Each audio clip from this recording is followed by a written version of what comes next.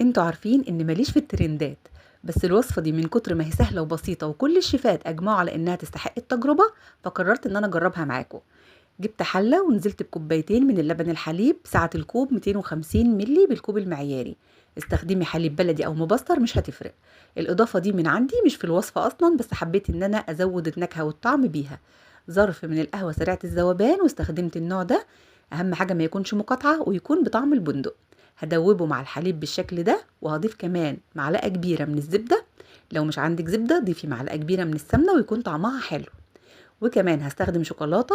ده اسم الشوكولاتة اللي انا استخدمت شوكولاتة بالحليب من الشركة دي. ده الباكو 200 جرام. هاخد الباكو كله، وممكن كمان بدل ما تستخدمي بالحليب تستخدمي شوكولاتة دارك اللي هي السادة. واي نوع واي شركة شوكولاتة تحبيها مش فارقة خالص. 200 جرام من الشوكولاتة ضفتهم على المكونات، وهاخد الحلة على نار هادية، وهبدأ ان انا اقلب لحد ما كل المكونات دي تختلط ببعضها. الشوكولاتة تسيح تماما والزبدة برضو تسيح تماما. وبعدين هقول لكم هنعمل ايه الخطوة اللي بعد كده. بعد ما كل المكونات سخنت بالشكل ده ودابت مع بعضها تماما، جبت باكو بسكوت بالفانيليا وباكو بسكوت بالشوكولاته، وما تكتروش عن كده علشان ما يبقاش معاكم القوام تقيل زياده عن اللزوم. وطبعا ممكن تستخدموا كل كميه البسكوت فانيليا او كل كميه البسكوت بالكاكاو.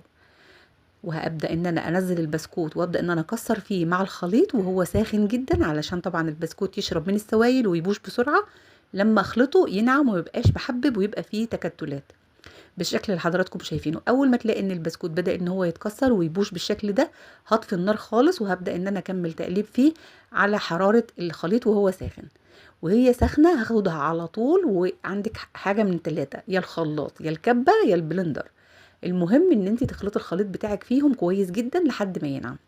خدتهم على الكبه بتاعتي وهبدا ان انا اخلطهم مع بعض كويس جدا، واهم حاجه زي ما قلت لكم يكون الخليط ساخن عشان ينعم بسرعه ويديك اللمعه والقوام اللي شفتيه في اول الفيديو.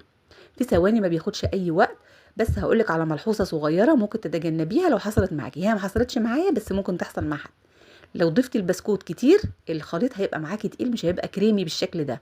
طب لو كان تقيل هنعمل ايه؟ لو كان تقيل هنزود له ربع كوبايه من اللبن السخن واحنا بنضربه، هتلاقي الخليط يظبط معاكي ويبقى خفيف شويه. هي مش بتاخد اي وقت في تجهيزها. وحبيت كمان ان انا اصبها في علبه مقاسها كيلو، العلبه دي حجمها كيلو. حبيت ان انا اشوف الكميه طلعت معايا قد ايه، واللهم بارك طلعت كيلو بالظبط. الشوكولاته السبريد اللي عملناها مع بعض النهارده حلوه جدا وممتازه لحشو الدوناتس وحشو الكيك والتورت وتزيين الجاتوه. بس بالنسبه لولادي بصراحه مش هيحبوها قوي في السندوتشات، لان طعم الشوكولاته او طعم البندق مش هيبقى واضح جدا. فعشان كده انا هعينها عندي لتزيين الحلويات اللي هعملها معاكم ان شاء الله. ومش هنطول اكتر من اسبوع، لان طبعا فيها حليب ومده الحليب الصلاحيه بتاعته مش طويله. جربوها ومش هتهدروا خامات ولا حاجه، وهي تستحق التجربه. وكمان هتستفيدوا منها كتير جدا لو بتعملوا حلويات في البيت. لو عجبتكم ما تنسوش اللايك والشير.